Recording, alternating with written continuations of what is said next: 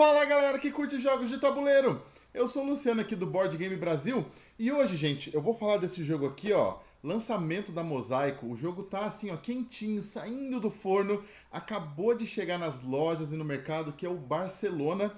Esse vídeo aqui é o vídeo de primeiras impressões, então eu ainda não joguei o jogo, mas eu li as regras, olhei os componentes, me familiarizei com o jogo e vou falar quais são as minhas primeiras impressões, assim, antes de jogar, o que eu tô achando do jogo, e aí depois que eu jogar, gente, eu volto e falo qual é realmente a minha análise do jogo, beleza? Então vamos lá, assim, de cara, gente, o Barcelona, ele é um jogo que é um jogo de tipo euro, né? Esse jogo onde você tem ali um mecanismo com recursos e com a alocação de trabalhadores e com muitos pontos. Só que assim, ele já difere de cara de um euro típico porque ele tem cores mais vibrantes, assim. Você olha no jogo, os jogos euro são conhecidos por ser meio bege, assim, né? Tons meio pastel, meio pálidos. E o Barcelona, ele tem um visual de um jogo euro, só que ele é um jogo bem mais colorido, assim. Isso é uma coisa que eu já achei interessante, assim. É uma tonalidade que já chama mais atenção, né? Bem puxado por vermelho, assim. Eu achei legal essa ideia, essa escolha de arte. Não digo que é a minha arte mais favorita, assim, porque eu acho que tem outros jogos que investem muito e ficam com artes muito maravilhosas, né? Mas eu acho uma arte aceitável pro tipo de jogo, pro padrão do jogo que ele é, e casa muito bem com o resto dos componentes que eu vou mostrar pra você. Assim, é um jogo que visualmente me pareceu muito harmônico, tá? Eu vou mostrar aos poucos. Primeira coisa aqui, a gente tem o livro de regras. Eu já dei uma lida nas regras. E, gente, uma coisa muito legal desse jogo é que as regras, assim, as ações que você faz ao longo do turno, as opções que você tem, elas são muito conectadas com a história que eles estão tentando contar do jogo, né? A história é a história da cidade de Barcelona, em uma época no século XIX, onde a cidade estava sendo urbanizada, e aí teve um projeto de um urbanista, que é o Cerdá, que ele criou várias definições de como queria que a cidade crescesse e se desenvolvesse. E o jogo, ele reflete um pouco essas ideias do Cerdá, e aqui ele vai mostrando assim, para cada açãozinha que você vai fazer, o que ela representa nos termos históricos. Isso eu achei assim, nota 10 para o manual do jogo, porque ele faz com que você consiga não só ver que é um jogo muito temático, mas você consegue assim, casar as regras e os mecanismos com algum fato histórico, e isso é meio que mnemônico, assim, te ajuda a lembrar melhor das regras quando você lê. Ele é um jogo que tem muitas ações na regra, tá, gente? Então, quando vocês vão ler a regra do jogo, ele dá aquela sensação, assim, que tem muita coisa para fazer. Só que depois que você lê e que você se familiariza, você vê que as coisas elas estão bem conectadas, assim. Então, mesmo sendo muitas ações, às vezes muitas pequenas regras para lembrar, minha sensação é de que as coisas elas casam bem, assim, sabe? Então, eu acho que quando for jogar, o negócio vai fluir legal. Aí, olhando um pouco para as peças, gente, primeiro de cara, a minha favorita, assim, como o tema é Barcelona, nesse período onde foi o período que foi construída a Sagrada Família, já tá aqui na capa do jogo, né? Mas não podia faltar, gente, olha aqui. Pecinhas da Sagrada Família. Olha que coisa mais bonita. Eu adorei. O Sagrada, eu tenho um jogo chamado Sagrada, que é um dos meus jogos favoritos, né? E o tema dele é em torno dos vitrais da Catedral da Sagrada Família. Então, é já um tema de jogo assim que me remete a algo familiar, algo que eu gosto. Então, um jogo que traz de novo esse tema, pra mim ficou bem legal. E eu adorei essas pecinhas, tá, gente? Eu acho que ficaram bem bonitinhas. Além de tudo, ó, tem essas peças, que são as peças dos serviços públicos, que eles chamam, que são meio que casas, tá vendo, ó? Que refletem a arquitetura típica de Barcelona desse período e que, além de tudo, elas têm uma função muito específica no jogo, né? Pelo que eu entendi das regras, são tiles que são bem poderosos no sentido de trazer ações bem fortes para os jogadores, né? E ficam bem bonitos no tabuleiro. Eu gosto quando casa, beleza, com jogabilidade, tá, gente? Eu acho que fica legal, tá bom? Agora vamos olhar aqui para as partes mais individuais que a gente tem. Ah, eu tô batalhando aqui para pôr as peças de novo. As partes mais individuais que a gente tem no jogo, né? Então, são 2 a 4 jogadores do jogo. E olha só, as peças dos jogadores, elas têm essas cores aqui, azul, roxo, cinza e laranja, que eu acho que encaixaram bem na tonalidade do jogo. né, você vê que elas são talvez tons parecidos. Quem entende de cor aí me diz. São tons parecidos? Não sei. Mas me pareceu harmônico, de novo, né, gente? Eu tô repetindo porque realmente eu achei que as cores estão casando muito bem nesse jogo. É uma coisa que nem sempre acontece, né? Às vezes você pega uns jogos que você olha, as coisas meio descasadas, tom de cor meio fora. Esse aqui eu acho que ele tá bem legal, bem bacana. E além das pecinhas que eu acabei de mostrar, né, que os jogadores têm, esqueci de falar. As peças elas têm ruas que representam as ruas da cidade, ó, ruas largas e ruas estreitas.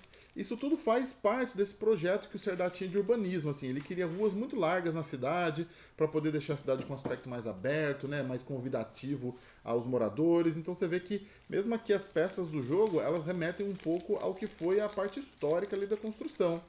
Tem alguns discos, que servem também como marcadores, né, de construção, marcadores de pontuação. Tem os quadrados que servem para marcar é, alguns multiplicadores que tem na pontuação. E também tem as rotatórias, que não estão aqui embaixo. As rotatórias, elas também representam partes da cidade, porque a cidade ela tem as ruas e tem também as rotatórias, tá vendo? Ó? Então tudo isso são peças, as ruas e as rotatórias, que a gente vai colocando no tabuleiro ao longo do jogo. Eu vou mostrar o tabuleiro principal daqui a pouquinho para vocês verem como é que funcionaria, né, na teoria. E cada jogador também tem o seu próprio aqui, ó, tabuleiro individual, que é um tabuleiro bem bacana. Me remete a outros jogos, né, que a gente joga desse estilo euro, assim, por exemplo, um Castles of Burgundy ou um Grand Hotel Áustria, sabe? Jogos desse estilo me lembram um pouco, né, esse visual. Um jogo, ele é muito iconográfico, tá? Ele não é um jogo que tem texto, nem nas cartas, nem no tabuleiro. São todos ícones, gente. Mas à primeira vista, não parece que são muitos ícones. Então parece que são bem entendíveis, assim. Rapidamente entendíveis e assimiláveis, sabe? Até facilita você não precisar lembrar de todas as regras. Porque o tabuleiro, ele tem os ícones que meio que vai te lembrando do que você tem que fazer. E o mais legal, gente, lembra o tile da Sagrada Família que eu mostrei? À medida que você vai jogando, olha, você encaixa os tiles aqui. Olha que bonito. Você fica com uma cidade de sagradas famílias. Olha só que legal. Isso é uma coisa que eu com certeza vou fazer durante o jogo. Aqui no tabuleiro, gente, tem os espaços onde ficam as ruas simples, né, estreitas, as ruas largas, as rotatórias. Aqui é o estoque, então esse é um jogo onde você pode ganhando vários recursos, mas eles têm que caber no estoque, tá? Não é um tipo de jogo que você tem lugar infinito para estocar os seus recursos. E tem também essa parte aqui que eles chamam de modernismo. Modernismo? Modernisme.